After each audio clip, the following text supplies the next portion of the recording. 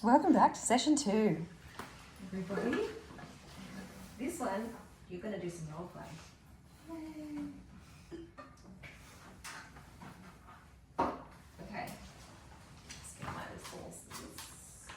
We'll watch a little video. This is again on behavioural disturbance.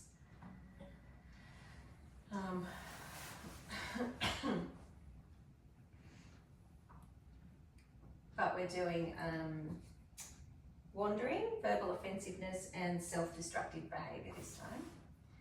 So wandering is something that, walking and pacing and wandering is something that you'll see really a lot with dementia or people that are agitated. So we start off with that. I need a remote. Do we have volume? Walking or pacing is simply repetitive walking, where people will walk up and down constantly, but it's a problem when it causes distress or discomfort.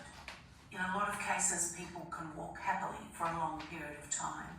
If someone's living at home with dementia, the constant walking can be a worry to the carer. There can be weight loss. There's always the worry of falls or fractures or just discomfort from the constant walking. And that carer's stress that results from that can be quite significant and may well result in the need to look at residential care. If the constant walking or pacing does cause distress or discomfort or weight loss, then we need to look at a way of distracting that person, getting them involved in another activity, because maybe the pacing was due to boredom. If someone living at home with dementia is walking constantly, it may be that a change of scenery is a good idea, perhaps getting out and walking around a park or walking around an oval, and that different environment will make a difference. There can be lots of reasons why they're walking up and down. It's not something we really need to do a lot about unless it's causing distress. It could be that they've always been active, that they always went for a daily walk. Sometimes it's because they're looking for something. Maybe they're looking for a family member or looking for their room or looking for their home. Sometimes constant walking may be an attempt to get away from noise or stimulation. Sometimes it might be due to anxiety or depression. Very occasionally, there are medications, particularly for Parkinson's disease, that can cause people to need to keep walking. And that constant motion is called akathisia. At Dementia Support Australia, we help you understand the changes in behaviour that may be impacted by things such as pain, the environment, community. There's one more on wandering, specifically when people want to go home.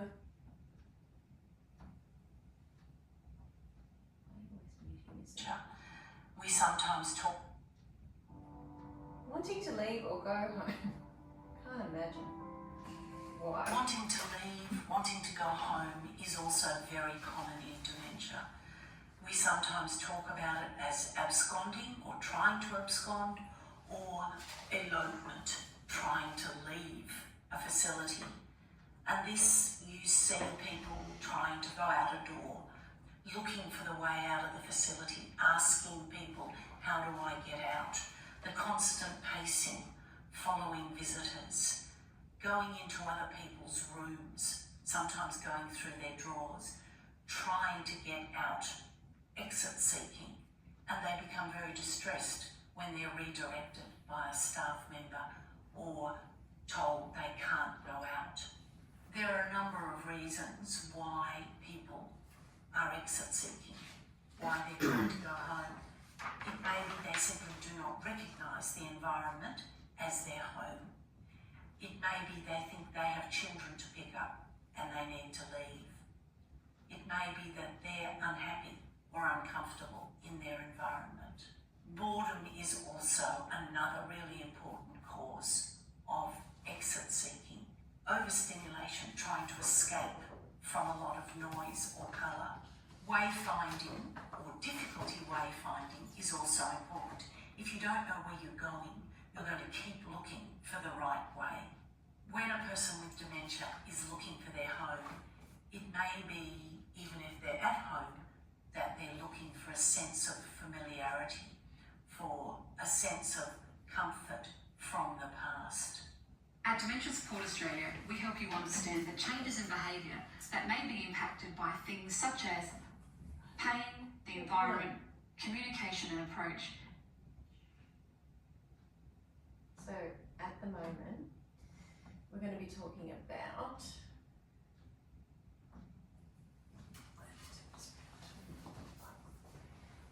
about these three. Wandering, verbal offensiveness and self-destructive behaviour. And for this, we're going to do a bit of role play. So you can get up out of your seats, move around in the space.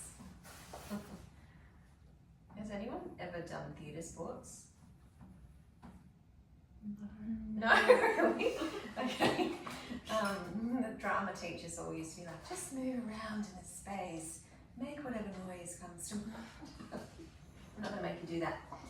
Okay, so you and Emma can do this guy.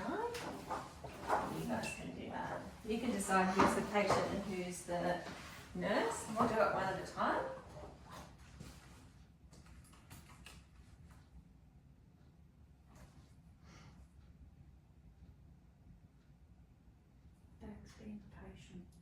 You want to be the patient that's screaming?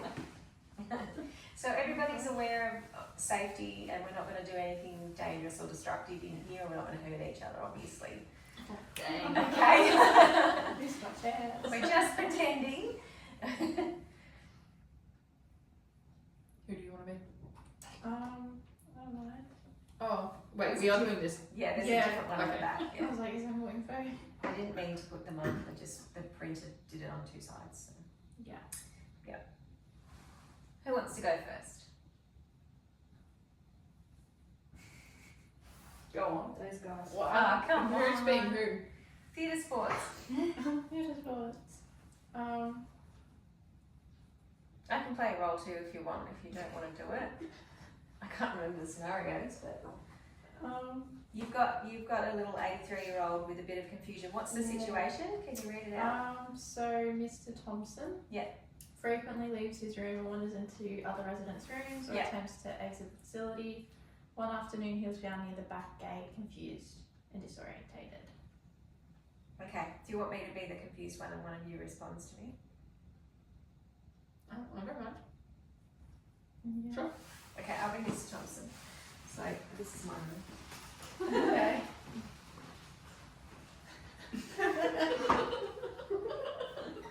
You're around the corner. And And we're responding. You're Okay. responding. You're one of the nurses, and I'm like, He's at the door. I really hope there's not a breastfeeding dog in there. Maria, get out. Get out. Wait, what's his name? Mr. Thompson. Mr. Thompson. Please, can I come in? Oh, it's actually locked. What do you want, Dee? May you come with me? Why? We're gonna go to the dining room. It's Sorry. We're going to eat again. It's dinner time. Where's the dining room? Is it this way? Might be through here, hasn't it? Just over here, Oh. darling. Oh, it's a guy, isn't it? Where do I go? There's a door. Oh, I've got to go. Got to go again. Go. She's just fully out. Oh no.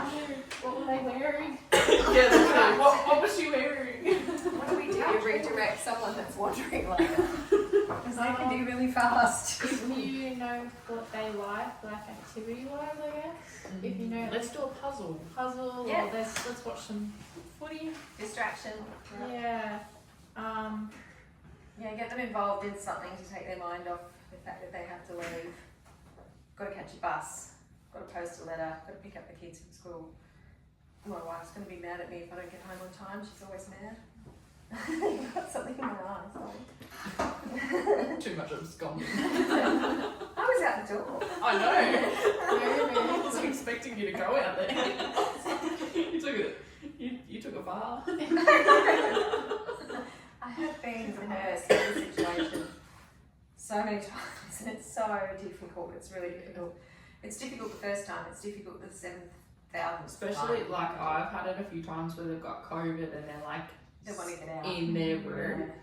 That's hard. Yeah, that's. On my last patient placement, there was a patient that was just follow us out the doors. They had to like triple check every time. And they're like, no, not you. You have to stay. Oh, it's really hard. I find that really difficult because I don't like being trapped. No one likes being trapped, I suppose. She got really sneaky, like a lot. Did she? Yeah. I've experienced it a few times where we have lost people. One bloke got on the bus and went to the pub in his gown. Bless him. Police brought him back. I didn't know what he'd be like. Oh, are you sure you should be here? That's what a scooter. Yeah. Bottom hanging out. Just bring wanted the a police. nice meal. Poor thing. Okay, next scenario. We have Ms. Riley. She becomes verbally aggressive while waiting for treatment, shouting profanities at staff and other patients. She accuses staff of ignoring her and threatens to report everyone. Oh yes, this has happened to me actually. I'm such a horrible triage nurse. I get reported all the time for ignoring people. So who wants to be the drunk one screaming? And we're just going to pretend. We're not going to be mean to each other. How would you? We don't have to role play if you choose. How would you respond to this patient if they were in your waiting room or in your urgent care centre, being shouting the place down, saying no one's paying any attention to me. I've been waiting too long. What's going on? All sorts of swear words. You're all just terrible people. Making sure you speak to them calmly to begin with. and like reassuring them that someone's coming soon. Like they're doing the best we can. We are coming, we are going to look after you, but I have to remind you that we can't use language like that. Just please sit down. Can I get you a cup of tea? Is always a nice strategy.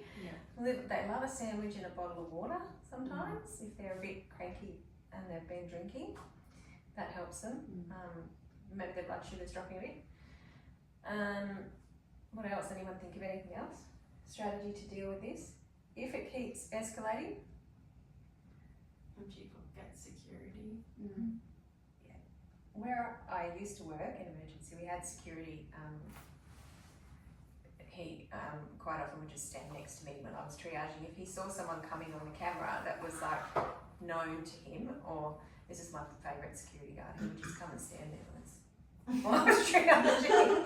And I'd be like, that would be my warning that this person's going to be annoying. They're going to be demonstrating some behaviours potentially that are challenging. So he would just stand there. And people would go, and sit down in their chair. But otherwise he would ask them to leave or settle them down. Quite often he would be like, come on mate, let's go and sit down. And, you all right, how you been? And be really friendly with them and sort of make them feel at ease. And there's one more. I'm going to put it to you. Thank you. Thank you. We do have another one, but we'll just do one more. We can all discuss this. We don't need to role play. This is Jordan. He's 19. He has a history of depression and self-harm. He's found in the bathroom with superficial cuts on his arm, and he refuses to speak. He has hidden sharp objects in his room. Again, this has happened a few times in hospitals, everywhere. It has happened at where I used to work, not to me, but it has happened. So what would you do first? If you walked in and saw Jordan on the floor with cuts, he's obviously got sharps. Would you press a button, or would you just back out and get someone, or would you, I don't know, what would you do? What would be your first instinct? I think for me, if I would have to weigh it up. Is he likely going to be really jumpy if we press a staff assist and everybody comes running in and, you know, there's loud, you know, noises everywhere? Or he's obviously already gone through some stuff. Do I just poke my head out, and if there's a nurse, can I just say, hey, can you go and grab so-and-so, you know, the doctor or the nurse in charge or something like that? Yeah. You would use your best judgment at the time. You obviously don't want to set him off because he's got something sharp in his hand. Yeah. Potentially lots of sharp things. He could go at himself or he could go at you. So you make sure you're safe. It just really, you have to use your judgment. Can I talk to him? Have we got a rapport? Have we established a rapport? Like if I walk in there and he's like, it's saying he's refusing to speak, like there's nothing there that says he's like super aggravated as such to like physically aggravated to people. But if he was, then you obviously are not going to enter the room. But if you have that rapport and he seems calm and things like that, then I would probably enter. Making sure you were safe. Yeah, obviously, yeah. Yeah, get assistance first.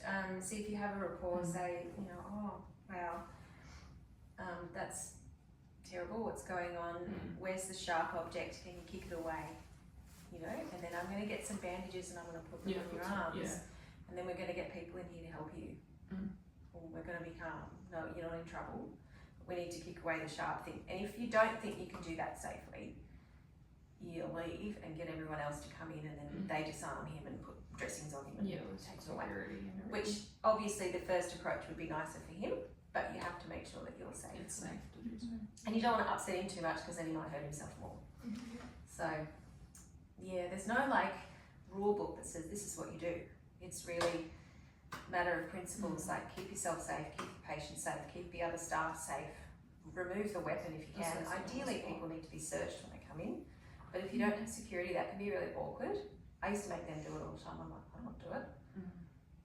And police, one of the first things they say, is there anything that can hurt me in your bag? Have you got any needles or knives? Or you're absolutely shocked at what you find in people's bags. Like big weapons and scary stuff. So it's always, if you're concerned about someone, it's always good to search them. It saves you heartbreak later if they're alone in their room and they hurt themselves or someone else. Does anyone have any questions? No? So we probably need to do an in-service on how to respond to aggressive patients with security, maybe? Because there are techniques for how to respond and how to use your body in an appropriate way so that you're not hurting them. Or we used to get trained in how to take people down. I don't think I we did that. That was part of my orientation with mental health. Was all about the like the triangle. Where you've got somebody that you're trying to take down, or how to literally, if they come at you and they grab your hair, like the move that you've got to do to protect yourself, and you can't have all anything that sort of stuff sharp on. You can't have any lanyards. You can't. If you like, I saw a patient that was very violent. And a little nurse went into the room and she had scissors in her pocket, and I'm like, is it her? She's going, what? I'm like, this is okay. Yeah, so you've got to make sure no pens, no scissors, no nothing that could be used as a weapon, even tourniquets can be used. So you've got to keep yourself safe. And there are techniques that you've been shown, but we don't tend to do that here because it's very rare, I suppose. We would call police and then stand out of the way. No questions? You know what? It's 10 to 3. I appreciate you all very much. Thank you so much. I will send you a form to fill in. And come if you've got any like suggestions on what we need to train on, if this is an area for you guys in particular that you want to explore a bit more, let me know so I can come up with something. This is just a real introduction, I guess. Yep. Thank you guys. I'll do your formative assessments. No, summative assessments this afternoon, and I'll release them. They're all really good. I don't need to talk to you about it unless you've got any comments. No, I already spoke to Chantel. Happy? Yeah. You look happy, ecstatic. All right, so I Really thank no you. time. I know. She's like, I've got 10 minutes. Just like one more day. Thank you so much. Thank you. Okay. I won't see you guys again unless you come back for the jobs and RN, but thanks for being great students. Take your chairs back. Do you want any more of those? I got so many from you too. I've never had this many. So well done. really? Most students forget, but I kept going over to my pigeonhole and there'd be like piles of them. It was so good. Cool. Thanks, guys. Well, thank you very much for everything. My pleasure. Right. It was really good. Thank you. Thanks. See ya. Yeah.